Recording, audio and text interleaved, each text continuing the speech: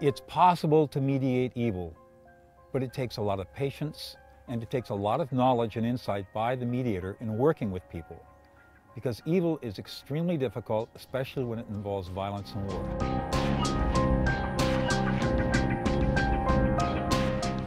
There are people who don't think they will benefit from peace. There are people who believe that their power is best derived from chaos and violence. Typically, those people don't have any other tools other than the violence. It's what they learned, it's what they grew up with, it's what they use to maintain their power. A skillful mediator can look at that and help these people engage in a conversation that teaches them about what their real interests, needs, goals, and desires are, so that they can see that violence is only one tool for achieving the well-meaning, well-being in life that they're seeking. So what's really interesting is that violence takes a huge amount of energy.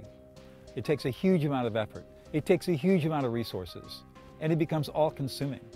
And what's amazing as a mediator is when you can teach people that there are other tools, there are other ways that use less energy, less violence, less anxiety, and they can get even more than what they're seeking. Elusive Peace is going to show you that human conflict, whether it's in the home, in the community, in the nation, or across nations, is exactly the same. The human brain processes peace and conflict identically around the world, regardless of culture. So what Elusive Peace will show you is how mediators can use the knowledge of human biophysiology to help bring peace to the table.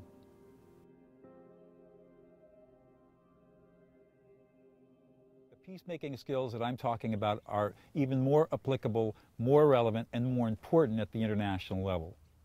At the international level, we see identity conflict, we see conflict over resources, we see conflict over power, the same kind of problems that we see at the interpersonal level. Mediation is a powerful tool and a powerful skill when properly applied that can bring the most intractable, hateful people together and help them forge peace where they thought peace would be impossible. One of the more perplexing problems in the business world is workplace diversity. On the one hand, we like working with people that are like ourselves. On the other hand, when we encounter someone who is different because of ethnicity, gender, or national origin, we naturally tend to discriminate against them until we get to know them better. Likewise, we have mixed and contrary attitudes towards sex. Attraction at work is part of our biology, but using power to sexually coerce, intimidate, or harass is wrong. The traditional solution is to crush all of the things that make us uniquely human. In effect, businesses tell their employees, check your values, your background, your beliefs, and your biology at the door. That repression is like squeezing a water balloon. It will allow itself to be squeezed for a while, but eventually it will leave you with a big mess. Ironically, the more businesses try to control values, beliefs, and attitudes, the more conflict they create.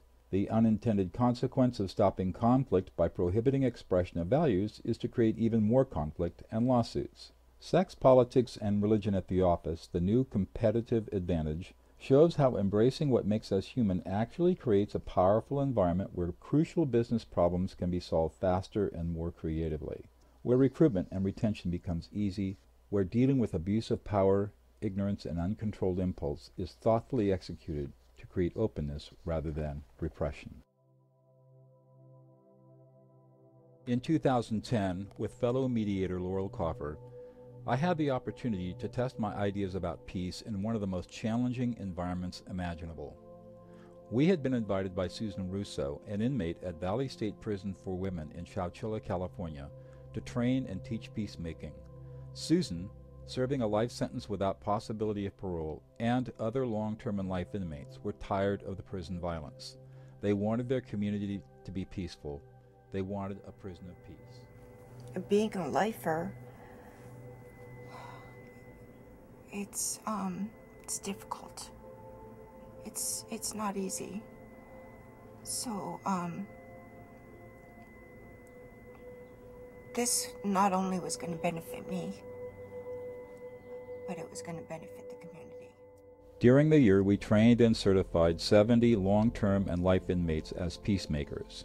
Each inmate attended 8 weeks of formal training in listening, problem-solving, and peace process skills, and each conducted at least 5 peace circles within the prison.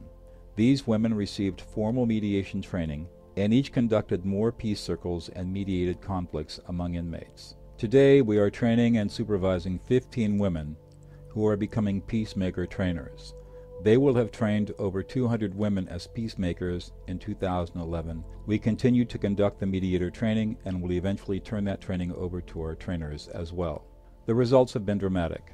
The prison authorities report that the prison is much quieter, violence has been reduced, women are mediating disputes and conflicts before they escalate, and that the prison is truly becoming a prison of peace. Due to this program, because I can put two hostile people together that I don't know and work my way through letting them solve their own issues and making them the strength and the power that's there. So that gives me strength to survive here every day, as well as giving me a new skill upon release of here that I could go do this for as a real job.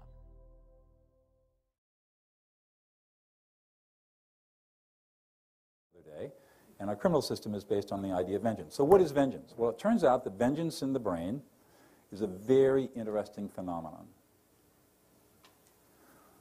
When we have feelings of injustice, we get a dopamine release, and it's called anticipatory pleasure because of a dopamine release when we anticipate the idea of punishing another person to rectify the injustice.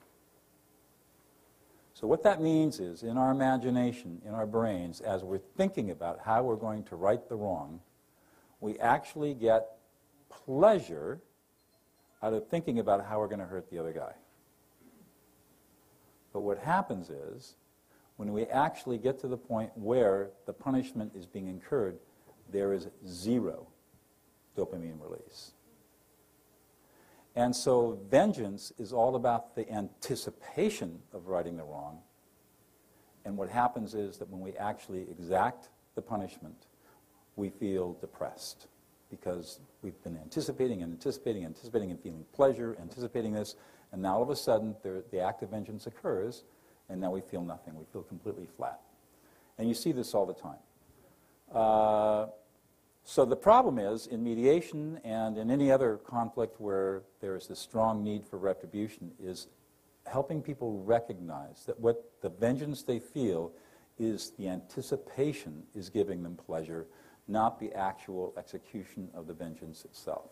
Time and time and time again, that our ability to give pain is so sensitive is so insensitive compared to our ability to receive pain, that we almost always overpunish. We almost always overpunish. And then you couple that with a vengeance problem, and you can see how human beings get into these huge retributive cycles that either cause craziness in our legal system, or war, violence, ethnic cleansing, stuff like that. It's the same process, the same punishment process. So when you're mediating, again, that's the job. Our job as mediators is to break the cycle. We break the cycle by asking questions, penetrating the emotions, affect labeling, testing underlying assumptions, looking for the common fundamental stuff underneath, asking people about what it is to give pain. How do you know that you're giving an exact amount of pain? It's amazing. When you ask people, they'll try to come up with answers, and so you really don't know how much pain you're really giving, are you? Well, no, I don't, if you get them to be honest. And that's a huge eye-opening experience for a lot of people. But what do? I feel this deep injustice. Yes, you feel this deep injustice. We need to work with that. But giving pain to the other person is not the way to rectify the injustice. And then that, of course, turns around to the conversation around and about forgiveness. The business we call mediation expands and grows and matures. We're going to be called on to do a lot more difficult work than just mediating a litigated dispute. You know, caucus-based mediation of litigated disputes is really pretty easy, relatively speaking. And I think we have a higher calling than that. And I think we can do a lot more with it, but it's going to call on a lot more inside of us to do that kind of work. And that's where I think we're going, and that's why I come to Texas, to teach you and push you and motivate you to go to that higher calling so that we really can find peace in our lifetimes. And that's my great motivation. And I hope that all of you will join me on the journey, and together we can turn Texas and the United States and the world into a better place to live for our children and grandchildren. So thank you very much.